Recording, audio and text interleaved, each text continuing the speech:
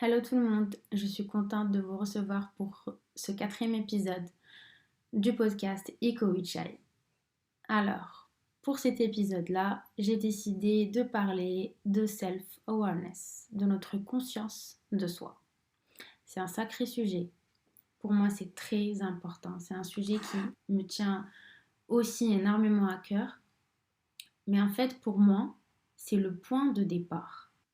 Pourquoi le point de départ? Parce que ce travail m'a appris, en écoutant les gens, en prenant connaissance et voilà, et en écoutant leur histoire, je me suis rendu compte que si on n'était plus conscient de ce qu'on faisait, de comment on se comportait avec notre entourage, de comment nous-mêmes, en fait, on se comporte avec notre propre personne, je pense vraiment que le monde serait meilleur.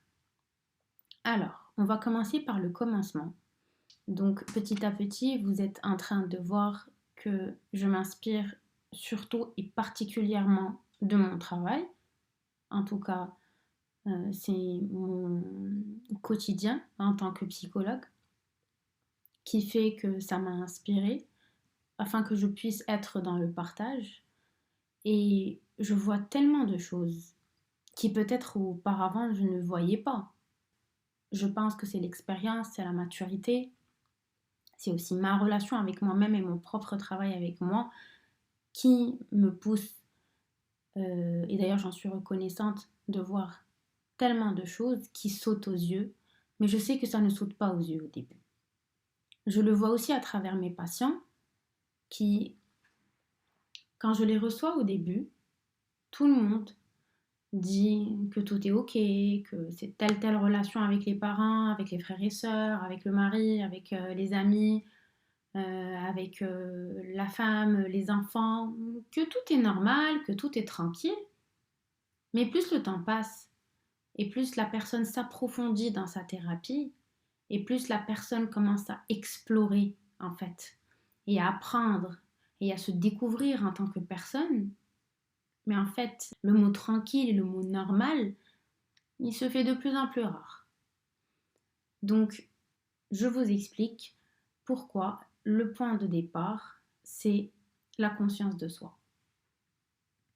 Quand je reçois à nouveau une nouvelle patiente, et il commence petit à petit à, voilà, on fait connaissance, il me raconte un peu comment ils vivent, comment ça se passe dans leur travail, comment était un peu leur relation avec leurs parents quand ils étaient plus jeunes, quand ils étaient petits, s'ils ont des souvenirs ou pas, comment elle est leur relation actuelle avec leurs frères et sœurs, s'ils en ont ou pas, comment ça se passe avec leurs amis, leurs relations amoureuses, etc., etc.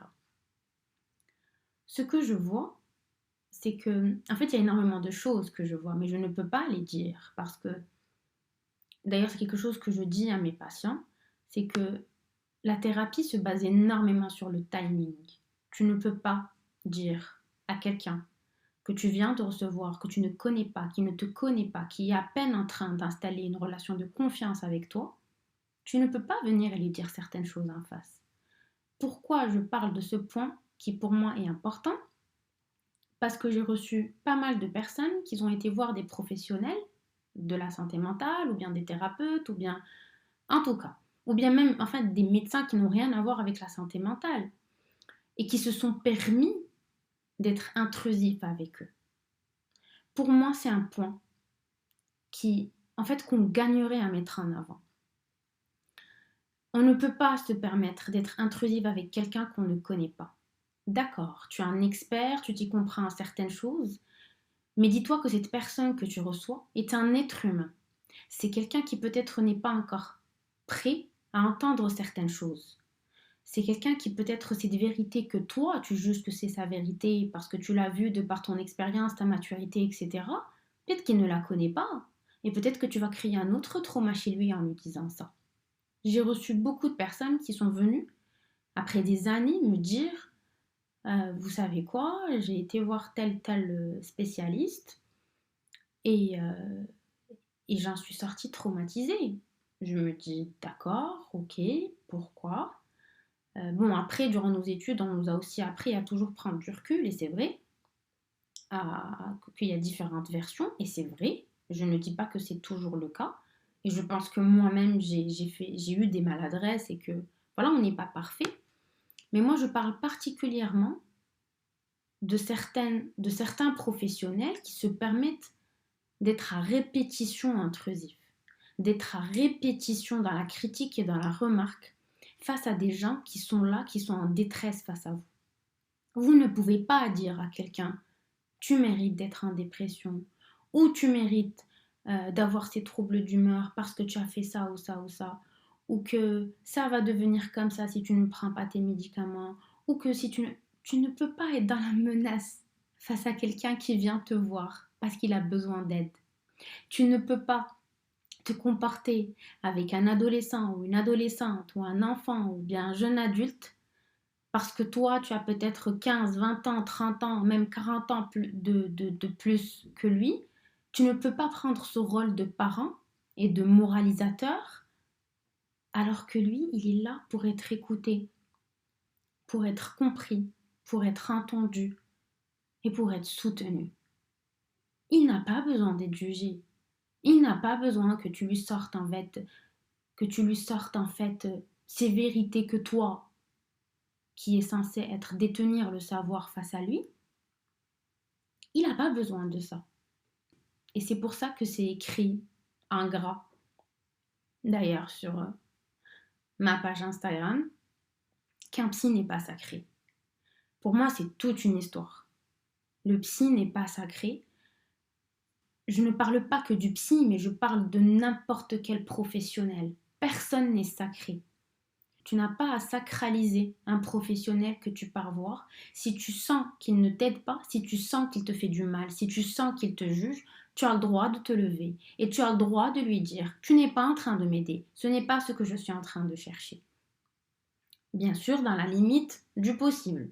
On ne dit pas qu'il faut manquer de respect, il ne faut pas dire que voilà, parce que je comprends parfaitement que des fois on peut recevoir des personnes aussi qui eux ils viennent avec beaucoup d'informations en te disant non moi je sais, moi j'ai fait des recherches. Là dans ce cas-là tu as envie de lui dire ok d'accord, bah alors si tu as toutes tes recherches pourquoi tu viens me voir? Non, on ne parle pas de ça. Mais je recontextualise encore une fois. Je parle de partir voir un professionnel que vous sentez être malveillant, que vous sentez qu'il ne vous écoute pas, qu'il ne vous a même pas donné de l'espace, qu'il ne vous a même pas donné la parole. Des fois, j'ai déjà reçu des personnes, et je le sais, moi-même, ça m'est arrivé, croyez-moi, d'être reçue par voilà, un professionnel, un médecin, ou voilà, quelqu'un qui a une certaine spécialité dans un certain domaine, et qui m'a pas laissé en fait aligner deux phrases. Et je me dis, mais comment cette personne pense m'aider, ou comment elle va me connaître alors qu'elle ne m'a même pas entendue. Je ne me suis pas sentie entendue. Je ne me suis pas sentie exister. Et c'est très important de se sentir exister. C'est très important de sentir qu'il y a un échange, qu'il y a un lien, qu'il y a une certaine confiance et sécurité. C'est la base. C'est la base de l'humanité. Alors j'ai commencé par cette partie-là parce que je tenais vraiment à en parler. Je pense que j'en parlerai plusieurs fois durant mes prochains podcasts. Mais c'était un point que je tenais absolument à relever. On va dire que c'est un peu la partie sensibilisation. Donc, pour toutes les personnes qui m'écoutent, et si vous connaissez d'autres personnes qui ont besoin en fait d'entendre ça, faites-leur entendre ça. Qu'ils ont le droit en fait, qu'ils ont le droit d'être bien reçus, d'être compris et de ne pas se dire je n'ai pas le choix. C'est vraiment très important. Donc, pour parler de cette self-awareness, de cette conscience de soi, je vais parler de certains cas que j'ai reçus, de mon expérience en tant que psy et de mon expérience encore en tant que femme, avec mon entourage, avec toutes les personnes qui ont fait partie de ma vie, qui font partie de ma vie, qui ne font plus partie de ma vie, sans pour autant, toujours bien sûr, trop rentrer dans les détails, mais plus j'avance en fait dans cette expérience de podcast et plus je me rends compte que c'est important de donner de moi-même, de la personne que je suis avec mon expérience, sans pour autant bien sûr que ça tourne pas autour de moi. Mais je pense que à travers ce que je vis, comment je le vis et comment je remarque que mon entourage, les patients que je reçois, mes collègues, ce qu'ils partagent avec moi, mes recherches, mes lectures, les podcasts aussi que j'écoute, ben, je pense que la place de la conscience de soi est vraiment très très très importante. Alors, commençons par la première question qui est très importante. Pourquoi c'est important d'avoir une conscience de soi? C'est important déjà pour éviter de se faire du mal à soi et ensuite éviter de faire du mal aux autres. Quand j'ai fait un sondage cette semaine, j'ai posé pas mal de questions et j'ai eu pas mal de retours, que ça soit par écrit, par message, ou bien mes patients qui m'en ont parlé durant leur séance. Il y a même une patiente qui m'a dit, tu sais, Shainaz, il y a une question qui a déclenché une certaine anxiété en moi, c'est quand j'ai posé la question de est-ce que tu penses qu'en étant en thérapie, parce qu'il y a des personnes en fait quand ils sont en thérapie, effectivement, à un moment on est très centré sur soi, c'est tout à fait normal. Mais moi j'essaie toujours de faire ralentir mes patients et de leur dire n'oubliez pas que vous êtes un être social, n'oubliez pas que vous avez un entourage et n'oubliez pas que vous n'existez pas que pour vous. Oui, effectivement, vous êtes en train de travailler sur la personne que vous êtes en train de travailler sur vos priorités, vous êtes en train d'apprendre en fait à mettre des limites avec les autres, mais ça ne veut pas dire que vous allez devenir un être égoïste. Pas du tout. J'ai aussi reçu pas mal de personnes qui m'ont dit je suis traumatisée par la thérapie parce que mon ex ou bien mon ancien ami ou bien ma fille, mon fils, depuis qu'il fait une thérapie, il a changé, il est devenu égoïste, il est devenu centré sur lui. Je leur dis un problème, il y a quelque chose qui cloche. Moi je pense, enfin j'espère ne pas me tromper, que jamais j'ai entendu un de mes patients, une de mes patientes venir me dire tiens, je pense être devenu un être égoïste.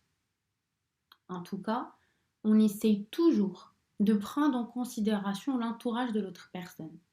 D'ailleurs, plusieurs de mes patients et mes patientes m'ont dit que durant leur travail thérapeutique, ça les a aidés à améliorer leur relation avec leur époux, leur épouse, leur enfant. Bah, au contraire, la thérapie, elle est censée améliorer nos liens, elle est censée nous faire évoluer et elle est censée nous faire grandir surtout. Comment avoir une conscience de soi? Ce n'est pas donné, je suis d'accord. Il faut surtout ne pas se dire non, je me connais très bien. Non, je sais que si j'ai fonctionné comme ça, c'est parce qu'on m'a fait ça et ça et ça. Ça, par contre, c'est un peu être abus de sa personne. C'est là, en fait, où on peut glisser et on peut avoir ou bien donner cette impression à l'autre qu'on s'auto-suffit et que toi, cet autre, tu ne m'apportes rien du tout. La conscience de soi, ça veut dire que je prends du recul, je ralentis sur mes émotions, je prends le temps de me remettre en question, sans pour autant être dans le doute, dans la paranoïa, ne plus avoir confiance en moi, voilà, commencer à me justifier. Non, juste prendre quelques petites minutes, ou des fois quelques heures, ou bien peut-être des fois quelques jours, en dépend, on va dire, de la grandeur de la situation, pour pas dire gravité. Et je prends en fait un moment pour me rendre compte de ce que je suis en train de faire ou de ce que j'ai fait ou de ce que j'ai dit. Est-ce que j'ai été blessant? Est-ce que j'ai été maladroit? Ou bien est-ce que j'ai été malveillant? Parce que oui, on l'est tous et ce n'est pas méchant de se l'avouer. C'est ça la conscience de soi. C'est s'avouer que je peux être malveillant.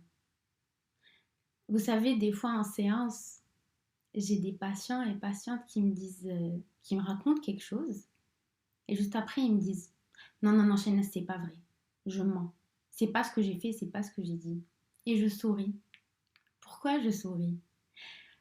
Parce que à ce moment-là, je vais pas mentir en fait, moi non plus. Je suis tellement fière du travail qu'on a fait Et je suis tellement reconnaissante d'accompagner des gens qui font un parcours pareil. Parce que entendre et voir ces gens avouer à eux-mêmes, m'avouer à moi et avouer en thérapie qu'ils sont en train de mentir, c'est magnifique, c'est beau.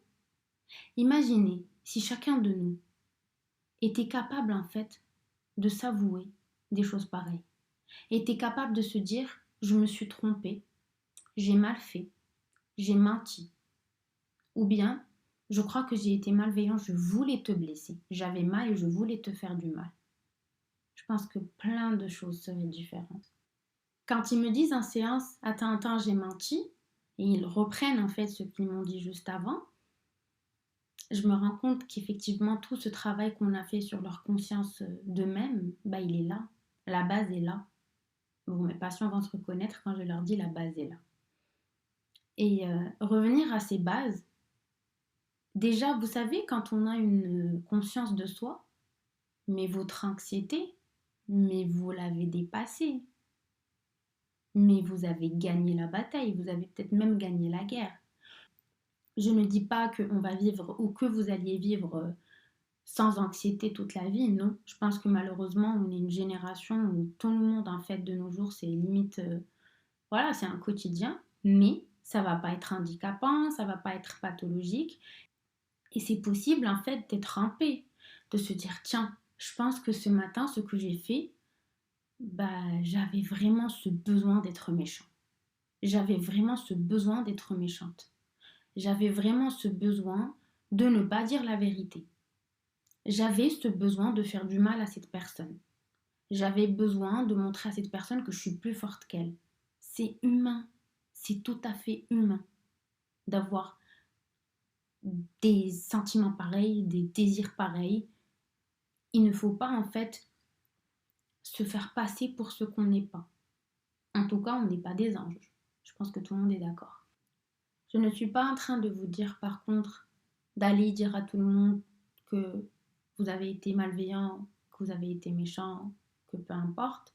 Bien sûr, ça dépend des liens que vous entretenez avec les autres, ça dépend de votre type de relation, ça dépend de la personne face à laquelle vous vous retrouvez.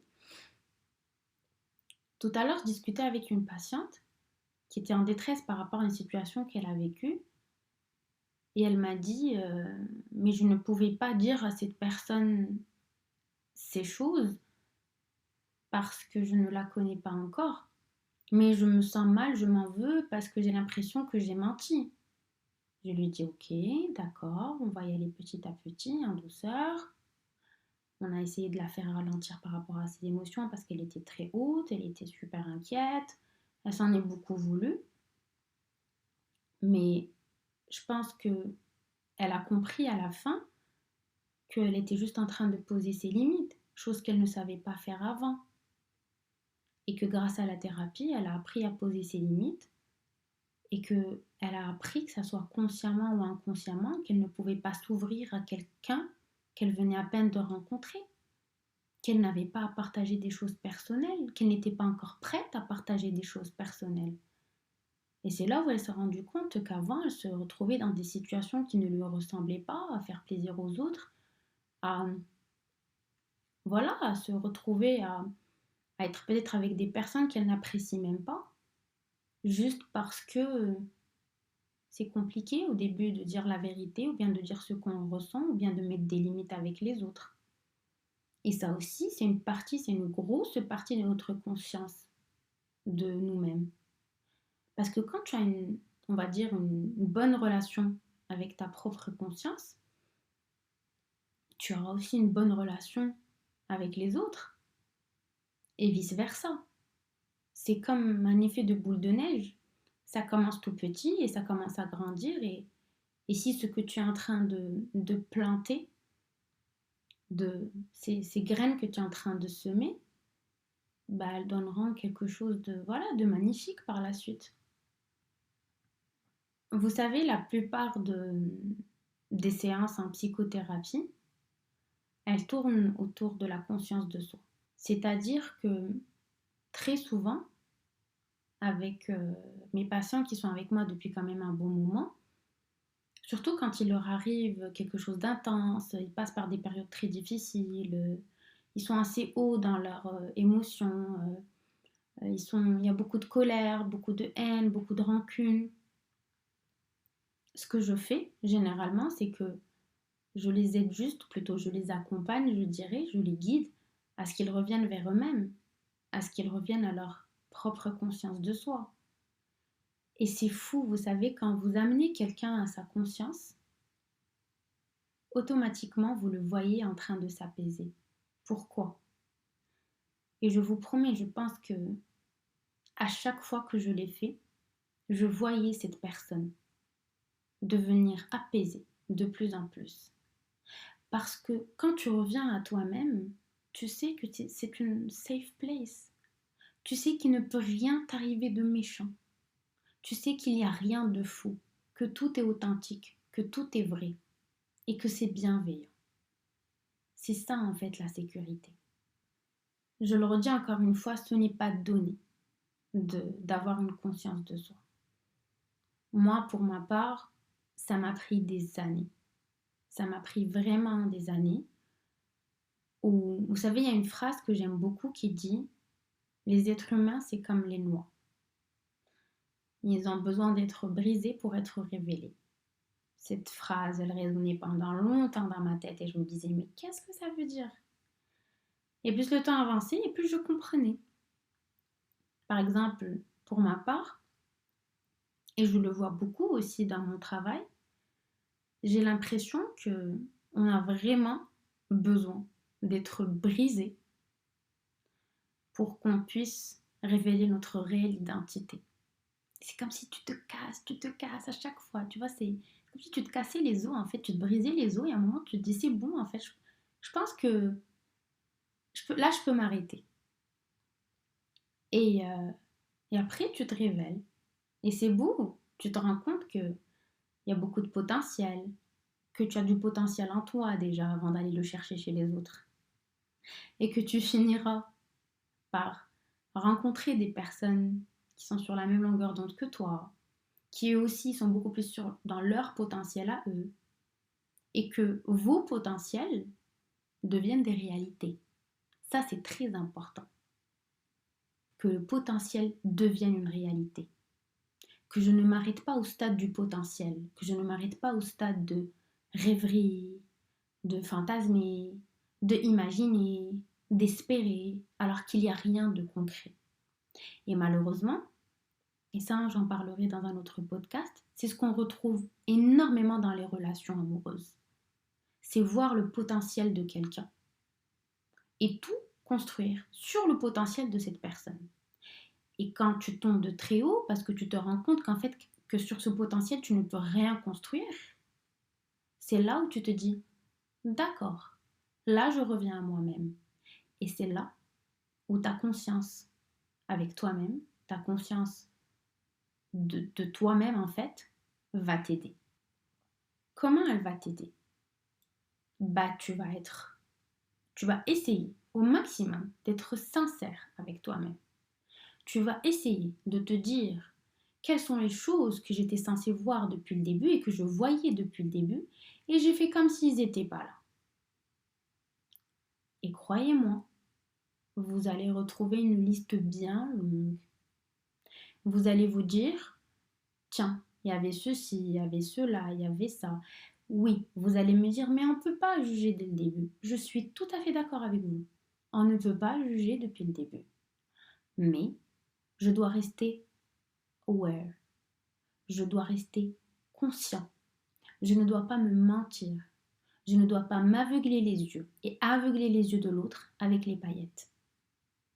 Je dois voir la vérité de l'autre et voir ma vérité et montrer ma vérité. Vous savez combien de fois on commence les relations, combien de fois on s'engage dans des relations en étant nous-mêmes imposteurs. Moi, je l'ai déjà fait, je l'avoue, je l'ai compris et j'ai fait mon deuil par rapport à ça. On est imposteur dans le sens où on se dit, tiens, je peux bien accepter ça. tiens, même si cette personne elle est comme ça, c'est pas grave, il n'y a pas de souci, je pense que je peux faire avec. Mais au fond de toi, non. Tu es en train de te dire que peut-être que cette personne va changer. Tu es en train de te dire que peut-être toi, tu vas réussir à changer cette personne. Tu es en train de te dire que peut-être toi, tu vas trouver un nouveau style de vie. Mais non, en fait. Non. Jusqu'au jour où tu te rends compte, ou bien tu te retrouves face à une réalité qui non seulement ne te plaît pas, te dégoûte, te fait peur, t'insécurise, mais aussi elle te terrifie. Et c'est pour ça que l'on garde des traumas de certaines relations. Je pense qu'on a tous et toutes été imposteurs à un moment donné dans notre vie, ou à plusieurs moments dans notre vie. D'ailleurs, je vous invite même en fait à vous poser la question et à être honnête avec vous-même en écoutant ce podcast. Je pense qu'on se le vaut bien, non? On mérite de se dire à quel moment j'ai été imposteur, à quel moment je me suis menti, à quel moment je me suis fait passer pour quelqu'un que je ne suis pas. Vous allez me dire, oui, mais des fois il faut le faire en fait pour réussir. Des fois il faut le faire. Dans certains contextes, d'accord, ok. Mais je trouve que dans des situations qui sont sérieuses, on ne peut pas se permettre de se comporter comme ça. Parce on risque en fait de faire du mal aux autres et on risque de se faire du mal à soi. Je voulais parler aussi du self-sabotage qui, je remarque, est très fréquent chez les hommes. Alors, je vais essayer de ne pas en parler pendant très longtemps parce que je ne veux pas trop que ce podcast soit long. Alors, ce que j'ai remarqué, c'est que ce self-sabotage est vraiment très présent chez les hommes. J'ai demandé à pas mal de mes patients, j'ai fait pas mal de recherches et j'ai aussi remarqué énormément de choses. Pas mal d'hommes ou de jeunes hommes, ils sont dans le self-sabotage, je pense bien évidemment malgré eux. Et j'en ai parlé il n'y a pas très longtemps avec un patient où il s'est rendu compte qu'il a été dans ça. Il s'est rendu compte qu'il a été dans du love bombing avec sa partenaire, qu'il s'est fait passer pour quelqu'un qu'il n'est pas, qu'il était beaucoup dans les actes romantiques, qu'il était beaucoup dans ses grandes actions, mais qu'en fait c'était pas lui, ou bien que c'était beaucoup pour lui, et que d'un coup, je pense, à ce que j'ai compris, en tout cas à reprendre ses mots, ou à aussi interpréter tout ce qu'il m'a dit, il s'est senti submergé par tout ce mouvement. Il s'est senti submergé par toute cette intensité, mais que lui, il a créé. Et c'est là où c'est très important d'avoir une conscience de soi. Parce que si on a une conscience de nous-mêmes, je pense que déjà, avant de commencer à être dans ce love bombing, ça arrive aussi chez les femmes, hein. Avant de commencer à être dans cet acte qui est intense, dans cet acte qui est mouvementé, dans cet acte qui peut-être un jour, tu auras l'impression que tu es en train d'aller vers quelque chose que tu ne veux pas ou que tu ne peux pas, tu vas te dire, ok, je vais où? Qu'est-ce que je suis en train de faire? Sauf si c'est de la manipulation. Alors là, ça c'est autre chose. Là, on est dans de la malveillance. Tu es conscient de ce que tu fais. Et voilà. Là, on n'est vraiment pas dans ce contexte-là. Là, on parle des personnes qui ne veulent pas tomber dans des situations où après, ils vont s'en vouloir, ils vont culpabiliser, ils vont se dire pourquoi je me suis comportée de la sorte? Pourquoi j'ai fait du mal à cette personne qui, en fin de compte, j'apprécie, cette personne qui me plaît, cette personne qui j'aurais souhaité qu'elle fasse partie de ma vie. Mais en fin de compte, j'ai fini par m'auto-saboter.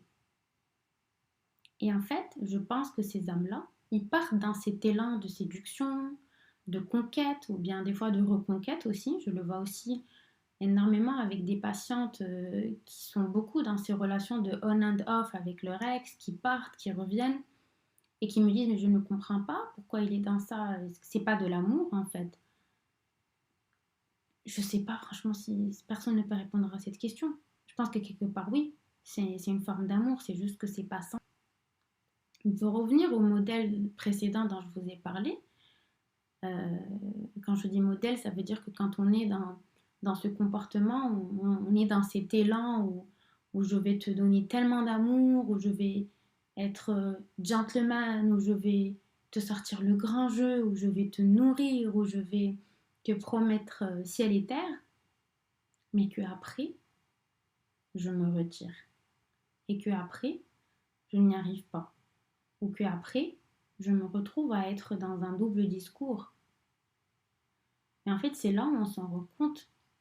Des fois, quand j'essaie d'expliquer ça à mes patientes surtout, après, je comprends, on est tellement blessé, on est tellement déçu que on n'a pas envie de comprendre pourquoi l'autre s'est comporté comme ça. Tout ce qu'on se dit, c'est que c'est quelqu'un de mauvais et c'est quelqu'un qu'on ne veut plus jamais revoir ni en entendre parler. Mais quand vous prenez du recul, en tout cas mes patientes qui ont tenu à faire un travail et à comprendre parce que ça leur a fait du bien et ça leur a évité de retomber sur des personnes, on va pas dire les mêmes types de personnes. J'aime pas catégoriser les gens, mais on va dire des personnes qui sont encore perdues, qui sont pas encore matures, qui sont pas encore prêts et qui ne savent pas dans quoi ils sont en train de se lancer.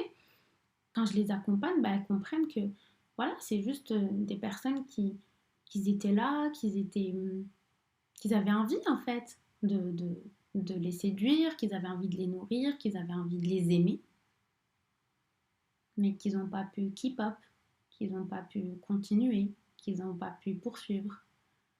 Parce que, voilà, il y a ce qu'on appelle les investissements à long terme et les investissements à court terme. Bah, je pense qu'ils n'avaient pas trop les moyens à investir à long terme.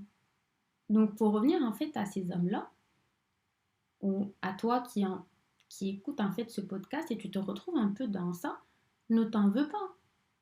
Tu peux te tromper.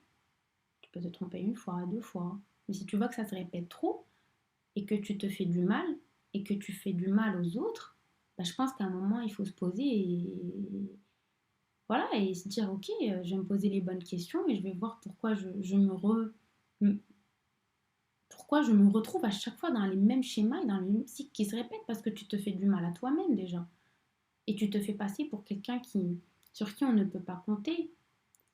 Et, et vous savez, je l'ai remarqué en fait, je l'ai vu chez énormément de personnes qui, à force de revivre des cycles ou à force de se retrouver dans des relations amoureuses, où cet homme-là, il a été avec des femmes qui, à la fin, elle lui a dit bah, je peux pas compter sur toi, ou bien t'es nul, ou bien t'es pas un homme, je peux pas avoir confiance en toi et je ne peux pas compter sur toi et je ne veux pas me sentir en sécurité avec toi, bah, vous savez, à un moment, ils deviennent dans le self-sabotage, mais avec eux-mêmes. Ça veut dire que même dans leur propre vie, ils ont l'impression qu'ils sont pas capables d'arriver à certains objectifs et qu'ils sont pas capables d'aboutir ou de faire aboutir certains projets et certains objectifs. Et c'est vraiment dommage.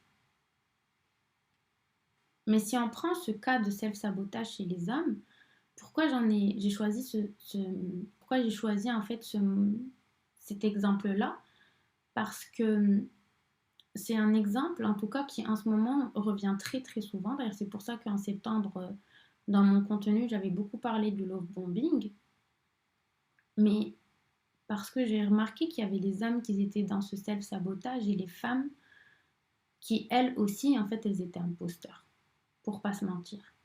Les femmes aussi, elles étaient dans ce rôle de martyr qui se sacrifie, qui se dit oui, même s'il a tel défaut, c'est pas grave. Je pense qu'à un moment, on va pouvoir surmonter ça. C'est pas grave, il va changer, on va grandir ensemble. D'accord, il n'y a pas de souci. Mais juste assure-toi que lui, il est d'accord avec ce que tu es en train de penser et ce que tu es en train de prévoir. Je pense que vous l'avez compris, la conscience de soi, elle est là, tous les jours, à chaque instant, dans nos rapports, dans nos liens, avec nos proches, dans notre travail, mais surtout avec vous-même. Ce que je peux vous dire, c'est que, en tout cas moi, ce que ma propre conscience avec moi-même m'a appris, c'est à ne plus me causer du tort, c'est à ne plus me faire du mal. Je continue, bien sûr, on est des êtres humains. J'ai l'impression que voilà, ce n'est qu'en se faisant du mal qu'on se rend compte et qu'on apprend énormément de choses, mais on va dire de se faire de moins en moins de mal, d'être plus indulgent avec soi-même, de se pardonner, de ne pas se juger, de ne pas s'empêcher de vivre telle ou telle chose et de se dire est-ce que je suis capable de faire ça? Même si c'est tout beau, même si cette personne me plaît, même si cette expérience j'ai envie de la vivre, même si cette chose j'ai envie de l'acheter, mais est-ce que vraiment c'est le moment pour moi? Est-ce que vraiment je ne gagnerai pas à attendre, à être quelqu'un peut-être de plus accompli, de plus sûr de moi? Pas dans le sens que vous n'êtes pas sûr de vous, mais la vie c'est des étapes. Et c'est très important en fait d'accepter que la vie c'est des étapes. Que maintenant peut-être je ne suis pas encore prêt, je ne suis pas encore sûre et je ne suis pas encore assez mature afin de vivre telle ou telle expérience. Peut-être que par la suite je le serai. Mais si je le fais et je risque de faire du mal aux autres et me faire du mal à moi-même, qu'est-ce que j'aurai à gagner à la fin? À part des blessures, à part des traumatismes et à part une peur de répéter le même cycle. Et c'est ça, ce que je vois à travers mon métier et ce que je vois aussi dans cette génération actuelle, c'est qu'on a tellement peur, on est tellement terrifié de répéter certains schémas, certains cycles, que ça fait de nous des personnes qui sont peut-être des fois trop égocentriques, trop centrées sur eux et terrifiées, le besoin de s'isoler, d'être seul et de se dire je n'ai pas envie d'avoir une famille, je n'ai pas envie d'être engagée, je n'ai pas envie de construire quoi que ce soit. Je pense que juste être moi avec moi-même me suffit. Et plus je reçois des personnes comme ça, ou plus je vois qu'il y a des personnes comme ça, et je me dis, qu'est-ce qui fait que l'être humain ait ce besoin de plus en plus à se centrer, à être, même pas se centrer, mais à être juste seul, à que l'autre lui fasse peur, qu'avoir une connexion, que se lier à l'autre, qu'aimer, être aimé, que procréer, en fait, pourquoi c'est devenu une source d'angoisse? Je pense qu'en travaillant sur notre conscience de nous-mêmes, on pourrait comprendre pourquoi. Je ne dis pas que c'est une mauvaise chose, pas du tout. Il faut de tout pour faire un monde et cette phrase, elle est tellement vraie, elle est tellement réelle. Mais juste assure-toi que si tu prends une décision, que si tu décides de rester seul, que si tu décides de vivre telle ou telle vie, c'est que tu en es sûr, c'est que vraiment c'est ce que tu veux et c'est comme ça que tu seras heureux et c'est comme ça que tu seras convaincu et de ta vie et de ton existence jusqu'à la fin et que tu n'es pas en train de faire ces choix, que tu n'es pas en train de choisir cette vie parce que tu es en train de fuir quelque chose qui te fait peur ou bien parce que tu ne veux surtout pas t'avouer à toi-même qu'il y a beaucoup de choses que tu aimerais bien accomplir, que tu aimerais bien vivre, mais tu penses que tu n'en es pas capable. Donne-toi la chance. Au fond, on est tous capables en fait d'atteindre nos objectifs. Pour pas faire plus long, voilà, j'ai essayé de parler des choses qui sont assez importantes et qui sont assez majeures. C'est fou, je pensais qu'en faisant les podcasts, je pourrais dire tout ce que j'avais à dire, mais non. Sinon, on va se retrouver avec des podcasts de 3-4 heures ou même plus. Mais j'espère que ce podcast y fera écho en vous. J'espère qu'il vous aidera à un peu plus prendre la parole avec vous-même, à être honnête et sincère.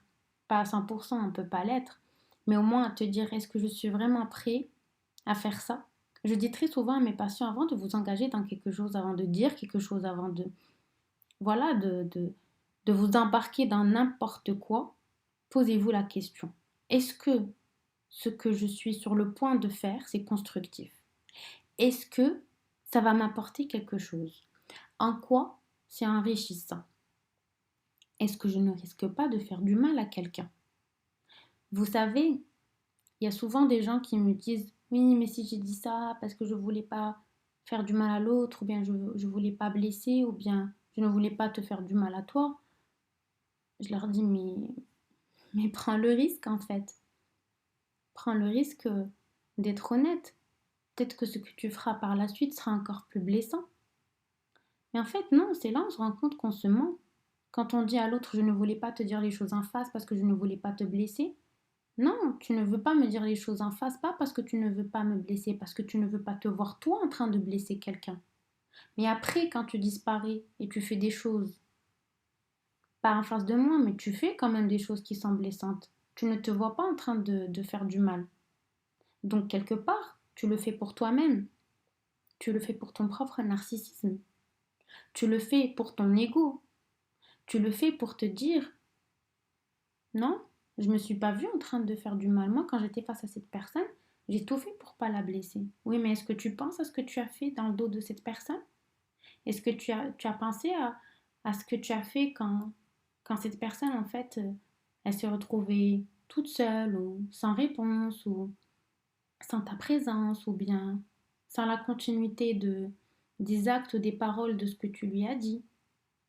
Et là, je m'adresse aussi aux parents parce que je vois que beaucoup d'enfants et beaucoup d'adolescents ont ces blessures. Enfin, je pense qu'on